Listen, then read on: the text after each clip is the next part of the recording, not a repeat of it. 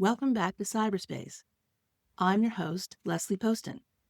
Today we're talking about something that's been weighing on a lot of people lately, even if they can't quite name it. It's never been more important to pay attention. When facts are being scrubbed from official sources, when reality itself is under attack, media, especially social media, becomes a lifeline to truth. Independent journalists are breaking stories that traditional outlets won't touch. Eyewitness accounts are documenting events that would otherwise be erased from history. Communities are organizing, sharing resources, and bearing witness to each other's struggles in ways that feel essential. But there's a difference between bearing witness and drowning in trauma. The line between staying informed and losing yourself in the flood feels harder to find than ever. So our question today isn't whether we should be consuming media during a crisis, it's how we can do it consciously, sustainably, and in service of both truth and our own psychological well-being. How do we honor the necessity of witness while protecting our capacity to act? How do we tell the difference between media that serves resistance and media that serves the systems trying to break us down? Let's explore what the research says about the psychology of necessary consumption and how we can engage with media as a form of resistance rather than submission.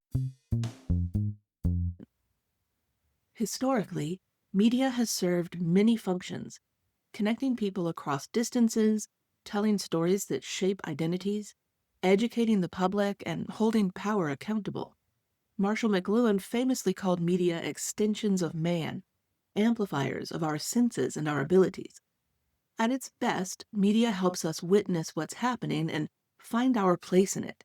It creates common language, collective memory, unified outrage, and moments of celebration that can bind us together. Think about how media functioned during previous crises. During World War II, radio broadcasts created a sense of collective solidarity.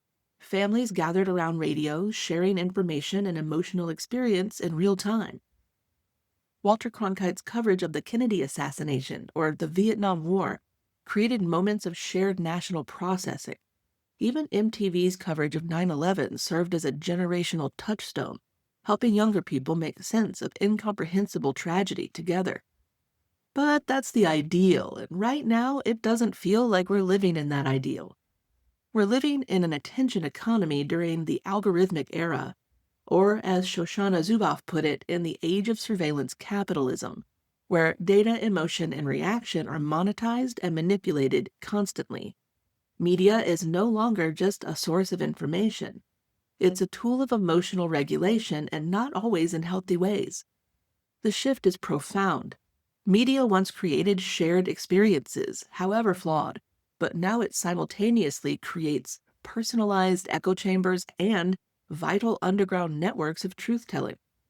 Our media once operated on broadcast schedules that allowed for processing time when stations shut down.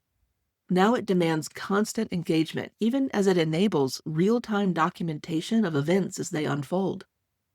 Media once had gatekeepers who at least attempted to balance public interest with audience engagement. Now we have algorithms optimizing purely for time on platform and clicks, alongside independent creators who want to prioritize accuracy and justice over profit. This creates a paradox. The same platforms that exploit our emotional vulnerabilities also provide spaces where marginalized voices can bypass traditional gatekeepers, where citizen journalists can expose what powerful institutions want to hide, and where communities can organize resistance and mutual aid in real time. Think of how you use media when you're overwhelmed. Maybe you binge a show or doom scroll Twitter, refresh your news app every few minutes, or retreat into comfort content. Maybe you make a dozen TikToks. That's not just habit, it's emotional regulation. Psychologist James Gross described this in his process model of emotional regulation. He breaks it into strategies like distraction, changing your focus, reappraisal, changing how you think about something, and suppression, pushing emotion down. Media can support any of these, and sometimes all at once. But let's get more specific about how this works in practice and how to distinguish between regulation that serves you and regulation that serves the algorithm. When you're feeling anxious about something you can't control, you might turn to a familiar TV show. That's situation selection, choosing an environment that supports the emotional state you want. When you're angry about injustice, you might seek out content that validates that anger and provides context for action. That's healthy attentional deployment. But when you're seeking out content that keeps you angry without providing any pathway forward, that's when regulation becomes exploitation. The key question becomes, is this media helping me understand, process, and potentially act? Or is it just keeping me activated without direction? Research by Reinke and Eden expands this into a media-specific framework. They distinguish between hedonic use for pleasure or escape and eudaimonic use for meaning or insight. So, watching a lighthearted series to wind down would be hedonic. Watching a powerful documentary to process grief or learn about an injustice is more eudaimonic. But here's where it gets a bit more complicated. The same piece of media can serve different regulatory functions for different people, or even for the same person at different times. A news podcast might help one person feel informed and empowered while making another person feel helpless and overwhelmed. A true crime documentary might help someone process their own trauma, or it might trigger new anxiety for someone else. Footage of police brutality might galvanize one person to action while traumatizing someone from a marginalized group who's experienced similar violence. The difference often lies not just in the content, but the context. Your current emotional resources, your access to community and action, and your sense of agency in the world. And here's the catch. We're often not choosing these strategies consciously. We're just reacting. And when the content we're consuming is designed to keep us engaged no matter what, we can end up in loops that don't serve our understanding or our capacity for action. This is where we need to distinguish between different types of media consumption. There's consumptive scrolling, passively absorbing whatever the algorithm feeds you. There's resistive engagement, actively seeking out information that helps you understand systems of power and oppression. And then there's community witnessing, consuming media as part of collective meaning-making and action. This is where cognitive load theory becomes relevant. When we're already emotionally overwhelmed, our cognitive resources are limited. We have less mental bandwidth for critical thinking, for making conscious choices about what to consume, for recognizing when media is helping versus harming us. So we default to whatever's easiest, whatever's most immediately available, which is usually whatever the algorithm serves up next. We talked a bit about this kind of comfort-seeking brain in a previous episode. Let's talk about those loops. You've probably caught yourself at least once scrolling past story after story of violence, cruelty, or injustice, unable to stop. That's not a failure of willpower, it's a design feature. Psychologists coined the term trauma looping to describe what happens when people are exposed to repetitive, unresolved traumatic imagery or stories in the media. Sociologists have written about this in the context of mass violence coverage. They found that repeated exposure without avenues for meaning-making or action leads to emotional blunting, hypervigilance, or even secondary trauma. Let's dig deeper into the mechanism because not all looping is the same. When we encounter traumatic content, our nervous system activates, heart rate increases, stress hormones flood our system, and we go into fight, flight, or freeze mode even if we don't realize it. In a healthy response, we'd either take action to address the threat or find ways to discharge that activation. When the threat is mediated, meaning when it's happening to someone else, somewhere else, we have different options. Sometimes witnessing is itself a form of action. Bearing witness to injustice, like the trauma that's happening in Gaza or Sudan. Amplifying marginalized voices, refusing to let atrocities be forgotten. These can be meaningful responses, even when direct intervention isn't possible. The problem arises when witness becomes passive consumption without any sense of purpose or community. The research on this is stark, but it's important to distinguish between different types of exposure. Studies of journalists covering traumatic events show rates of PTSD comparable to first responders.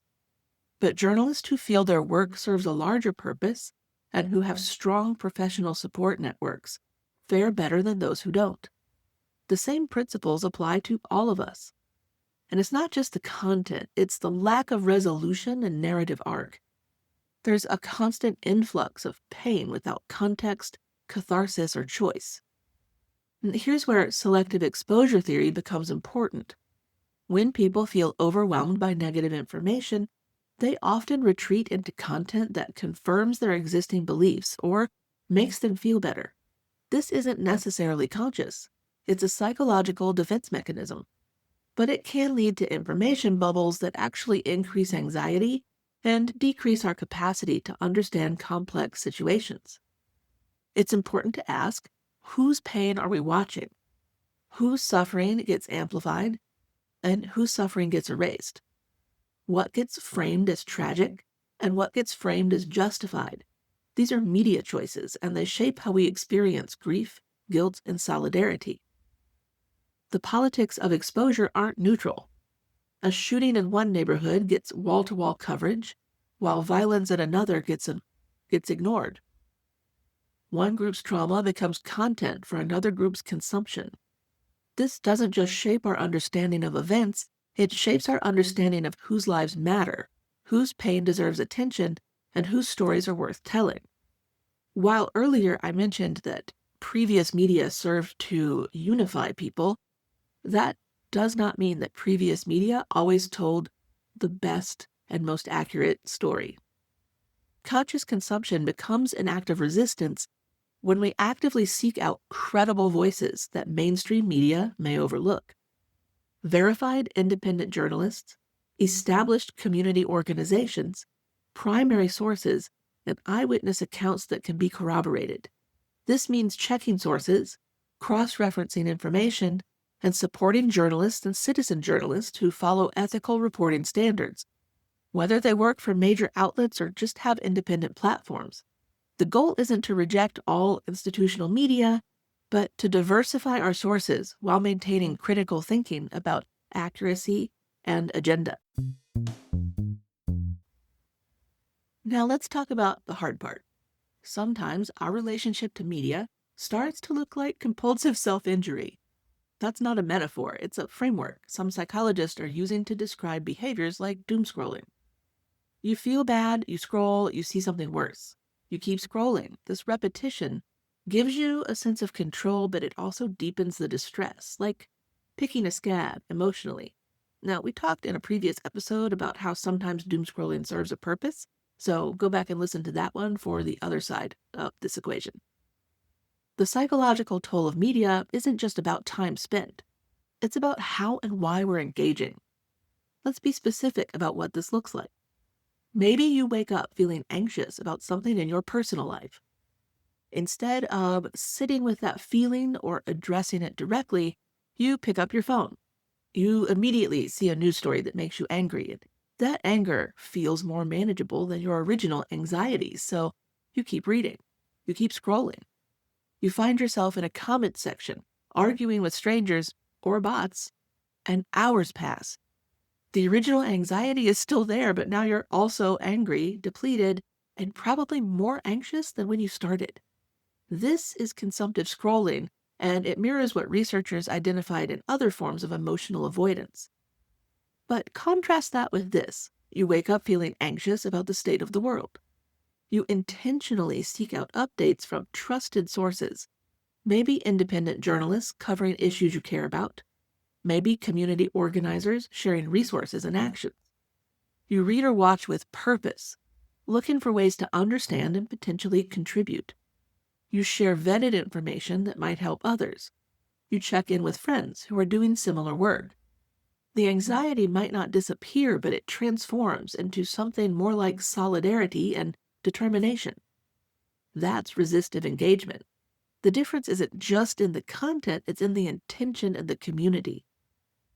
If you're using media as a way to punish yourself for not doing more, to confirm that everything is as bad as you fear, or to feel something, anything, because numbness is worse, you're certainly not alone, but you might not be engaging in a way that serves your values or your capacity for action. There's another layer here that connects to what we've discussed in previous episodes about learned helplessness. When you're constantly exposed to problems without any sense of agency or community, your brain starts to generalize that helplessness. But when media consumption is part of collective action, when you're reading, sharing, and discussing as part of a community working toward change, the psychological impact can be completely different. In the attention economy, your feelings are currency. Fear, outrage, sadness, these are high engagement emotions. They keep you on the apps, in the feeds, chasing the next hit of adrenaline or despair. The platforms know how this works and they exploit it. And that's not a conspiracy, it's their business model. So let's get technical about how this works. Most social media platforms use machine learning algorithms trained on massive datasets of human behavior. These algorithms don't understand content in the way humans do, they just recognize patterns. They learn that certain types of content get certain types of response. Content that makes people angry gets shared more. Content that makes people afraid gets clicked more. Content that triggers moral outrage gets commented on more. The algorithm doesn't care about your mental health. It doesn't care about social cohesion or democratic discourse or your ability to sleep at night. The algorithm only cares about engagement metrics. And unfortunately, many of the things that drive engagement are exactly the things that undermine psychological well-being. In past episodes, we've explored how emotional manipulation can be dressed up as structure or policy. The same thing is true of media. The more emotionally destabilized you are, the easier you are to influence and monetize. There's research showing that people in heightened emotional states are more likely to make impulse purchases, more likely to share content without fact-checking it, more likely to engage in online conflict. From a business perspective, keeping users in a state of heightened emotion is highly profitable. From a human perspective, it's so destructive. And that raises a bigger question. When everything hurts and truth itself is under attack, when staying informed feels both necessary and overwhelming, how do we engage consciously? Here's one answer: parasocial relationships. Now, we talked about parasocial relationships in the context of TikTok back in season 1, but we're going to talk about it again in the context of media consumption. Parasocial relationships are one-sided relationships people form with media figures. People like celebrities, influencers, content creators, musicians, podcasters. These relationships have been around since the 50s when Horton and Wohl first coined the term, and they've exploded in the social media age. In times of crisis, parasocial bonds can feel stabilizing. That podcast host who helps you fall asleep, that YouTuber who explains the news without sensationalizing it, that independent journalist whose reporting you trust, the comfort character from your favorite TV show, even real people you don't know in real life who are living through the news like Bisan and Motaz come to feel like anchors in the midst of chaos. Research shows us that parasocial relationships activate some of the same neural pathways as real social connections. They can reduce loneliness, provide emotional regulation, and even influence behavior in positive ways. People who feel connected to media figures who model healthy behaviors or healthy resistance are more likely to adopt those behaviors themselves. But let's dig deeper into why these relationships serve psychological functions that traditional media can't. Parasocial relationships provide a sense of consistency and predictability in an unstable world. They offer emotional support without the reciprocal demands of real relationships. They can provide role models for how to cope, how to make sense of complex situations, and how to maintain hope and determination in the face of systems designed to break us down. These relationships can also become substitutes for real connection, especially when real relationships feel too demanding or too risky. They can create unrealistic expectations about how people should behave or what support should look like. And because they're mediated, they can be manipulated in ways that real relationships typically aren't. They're not your friends, but they are helping you regulate emotion and preserve identity during uncertainty. So it's not inherently bad, but it can become problematic if it replaces real world relationships or leads to unrealistic expectations. Still, it shows us something important. Media is relational, even when it's mediated. We're not just consuming information or entertainment, we're seeking connection, understanding, a sense that we're not alone in whatever we're experiencing. And in times when traditional institutions are failing us, when official sources are compromised, these relationships can become lifelines to sanity and to truth. Let's flip the perspective for a moment. If you're someone who creates media, whether you're a content creator, educator, journalist, or artist, this isn't just about what you consume. It's also about what you put into the world, and that's heavy. Because when everything hurts, it's hard to know what your role is. Are you helping people understand, or are you making things worse and just adding to the noise? Social psychologists argue that media creators are caught in a moral paradox. You want to tell the truth, but you don't want to re-traumatize people. You want to raise awareness, but you don't want to manipulate. You want to offer hope, but you don't want to lie. The pressure is intense, especially for independent creators who depend on engagement for their livelihood, but refuse to sacrifice truth for clicks. The algorithm rewards content that generates strong emotional responses, but that's often not the same as content that serves the audience's best interests or the broader cause of justice and truth. Creators find themselves torn between what gets views and what feels ethically responsible, and many are choosing ethics over algorithms, even when it means financial sacrifice. Not all, but many. This is its own form of resistance. There's also the question of emotional labor. When you're creating content about difficult topics, you're not just processing your own feelings, you're managing your audience's emotional responses, fielding comments, messages, and questions. You're holding space for other people's trauma while you're trying to manage your own. And then there's the impossible standard of having to be on all the time. Social media has created an expectation that creators should be constantly available, constantly producing, and constantly engaging. There's no space for processing, rest, or uncertainty. You're expected to have a take on everything immediately, regardless of how you're feeling or what you're dealing with in your personal life, or, frankly, regardless of whether you know anything about that particular issue. There's no perfect answer, but one helpful guideline is intention plus transparency. Think, why are you sharing this? Who does it serve? What emotional state are you inviting people into? And do they have the choice to opt in or opt out? This might mean content warnings, but it goes deeper than that. It means being honest about your own limitations, your own processing, and your own uncertainty. It means creating content that treats your audience as whole humans with agency, not just engagement metrics. It means asking, does this serve truth? Does this serve justice? Does this help people understand their world and their options for action? So, what would it look like to engage with media differently? Let's start by acknowledging that media can be restorative. It can offer clarity instead of chaos, meaning instead of overload, and connection instead of collapse. But that doesn't mean only watching positive content. It does mean being deliberate. Slow journalism, embodied storytelling, narrative repair, joy-centered resistance, humor as medicine.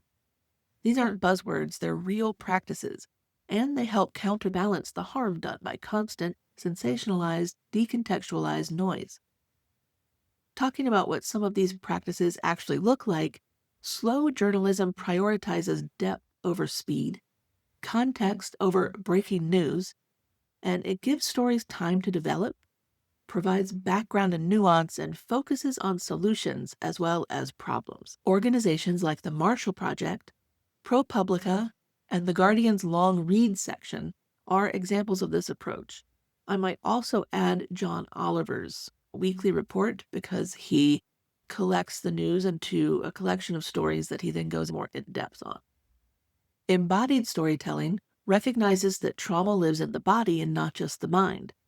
It pays attention to how stories are told, not just what stories are told. It might include breathing exercises, grounding techniques, or explicit invitations to pause and check in with your physical sensations while consuming content.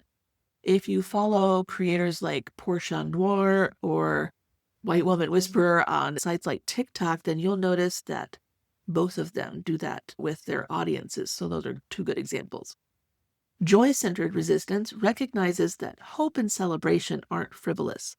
They're survival strategies. So this might mean highlighting community resilience, celebrating small victories, showing examples of people caring for each other in the midst of crisis. Media that heals doesn't have to be soothing, but it has to be honest. And it has to treat the audience like humans, not clicks. This also means thinking about media consumption as a practice, not just a habit.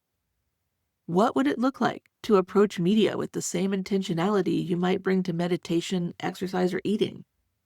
To check in with yourself before, during, and after consuming content. To notice how different types of media affect your mood, sleep, and relationships, and even your capacity to act in your own life. This might mean asking, is this helping me understand systems of power? Is this media connecting me to a community? Is it giving me tools for action? Is it helping me process difficult emotion in a healthy way, or is it just keeping me activated without direction? So let me ask you now, what are you using media for?